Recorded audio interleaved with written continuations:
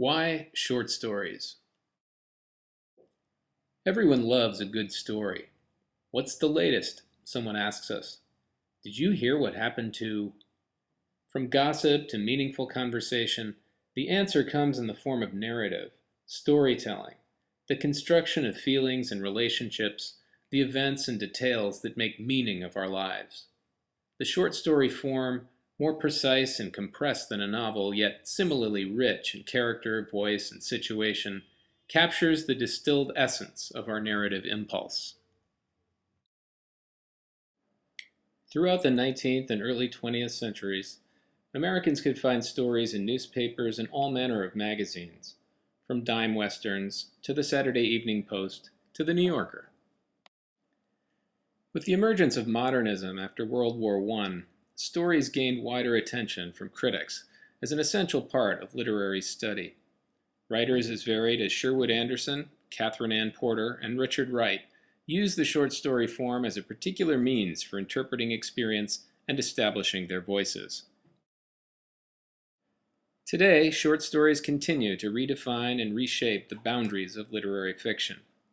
Many of America's finest prose stylists have broadened the story's scope, expanding the canon with such contemporary classics as The Things They Carried by Tim O'Brien and The House on Mango Street by Sandra Cisneros.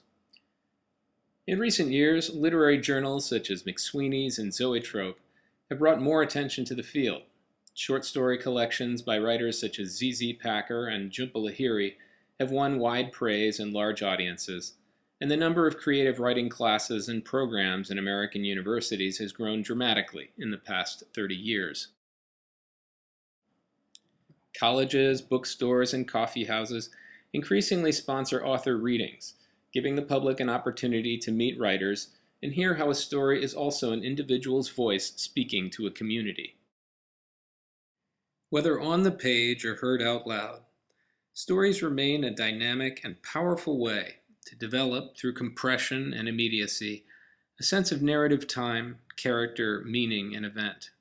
With their brevity, short stories can readily inspire, teach technique and craft, and show us different uses of voice, style, and language. The elements of fiction. We read first, undeniably, for pleasure, to see what happens, to feel something, to live inside someone else's life for a while, to gain different ideas and perspectives, to linger over a writer's language and style. Good stories engage our senses and our imaginations.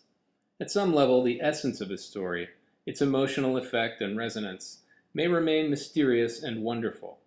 Yet as critical readers, thinkers, and writers, we seek to understand the craft of writing, the techniques, processes, and acts of revision that go into the making of a good story.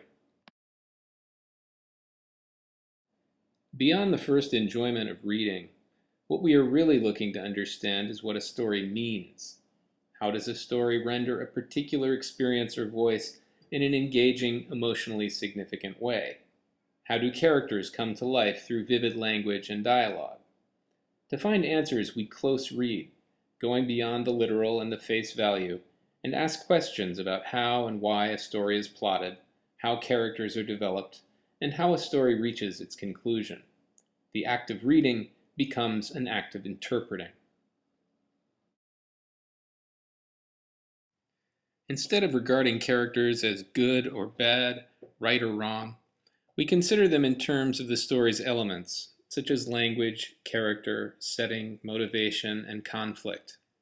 These elements combine in various ways to reflect the particular style of a story or writer.